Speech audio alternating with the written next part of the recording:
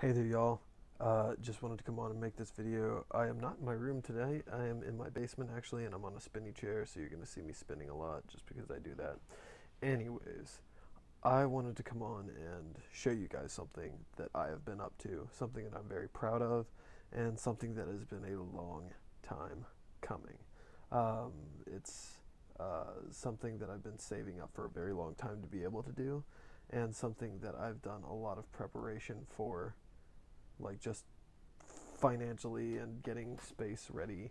And even now, my system isn't exactly perfect, but I'm working on it. I've only just started.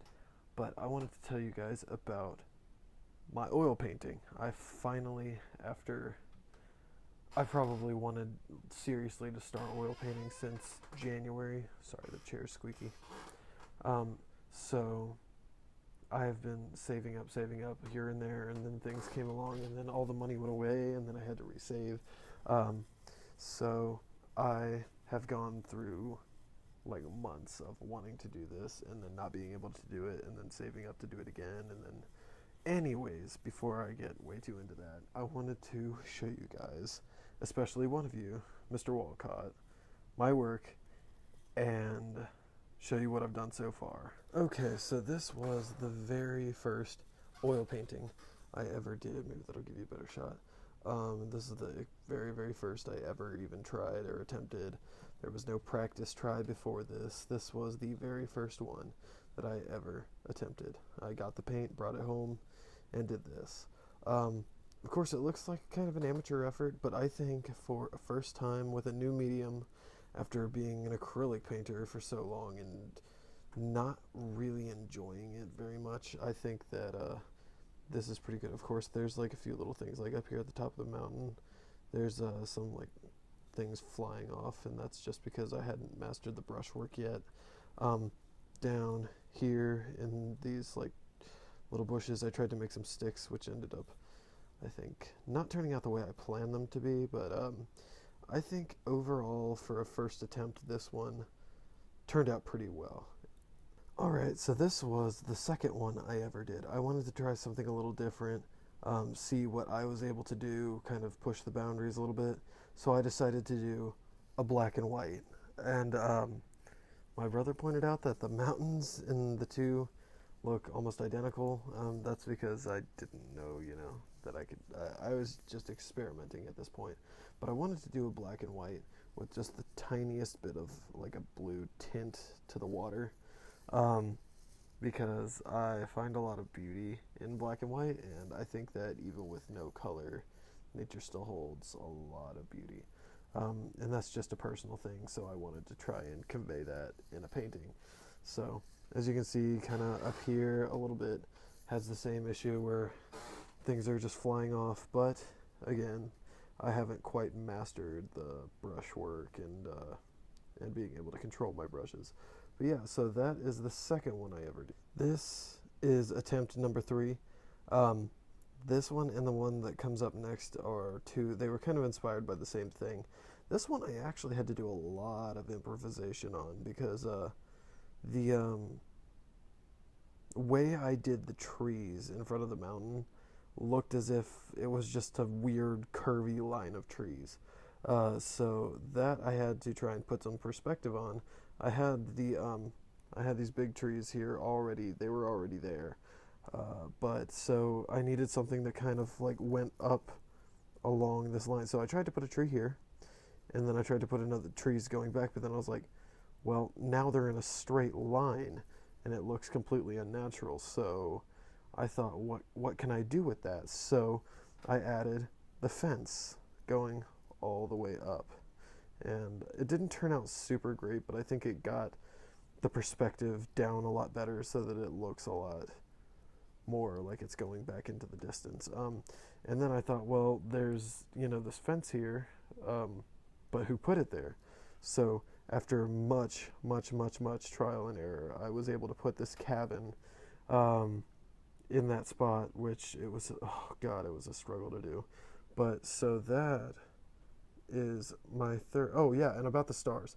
Okay, so I found a technique that someone did to make those stars in the sky. What I did is I covered like the whole thing in a very light blue, layer of blue, blended it all out, but then I put these little black spots on and then blended those until it all kind of came together, and I think it turned out really well. And then I put in, these big streaks that go up through the sky, which I don't think turned out as I wanted them to originally, but they turned out pretty good for a first attempt at them. You'll see what I mean from the next one.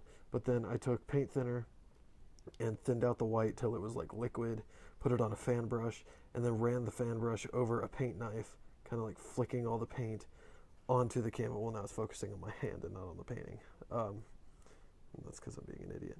But I kind of flicked it off onto the canvas, and that was before any of the mountains or the trees. None of that was there when I did this. So there's actually stars underneath all this, but you can't see them. So, and that's how I put the stars into the sky. And this was the fourth one that I did. Same basic thing. I covered the whole thing in a much thicker layer of blue, then put the white streaks going up the sky in different places, tried to do them a little bit better. Probably should have blended them a little more, but I think it did what I needed it to do. I actually really like the very, very far corners, how I was able to put some or keep it dark in those corners. But I was also wanting to make it like a sea type scene, like an Arctic sea. So I made water effects down here and then tried to reflect it. I used a lot less white and reflected it into the water and then blended it a lot more so it's got a less definition. Put the full moon. The stars, like I said before, I put all of that on beforehand. And you can actually see down here in the water there's some little streaks from stars that got blended out, which I think actually adds a nice effect to it. Now, I actually did an internet poll among my Facebook and Instagram followers and all that to see what I should add to this.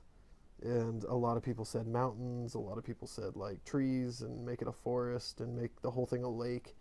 But I personally really liked, after some consideration, I really liked what I was able to convey with this piece. It's very simplistic and very almost bland, but at the same time it's very full.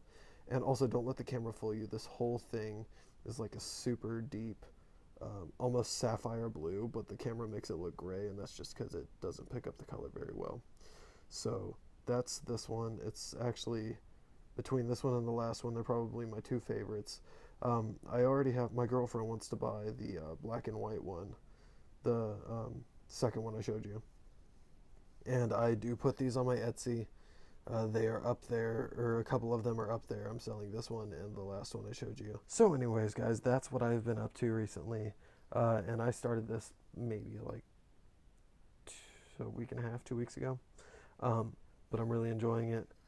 Really like the challenge, and at the same time I really like how fun and easy it is for me. The techniques themselves, once you have those down, you can do just about anything you want. Like, I'm terrible at beach scenes. I have tried and tried and tried with waves and stuff, and that's why I have a canvas over there that is literally just a big amalgamation of God knows what, because I can't do beach scenes, and I tried really hard, and then I tried to cover it up, and it all just looked terrible. So I'm horrible at beach scenes, and I'll have to practice that a lot more than my mountain and sky and sea scenes, just out to sea instead of, on the beach.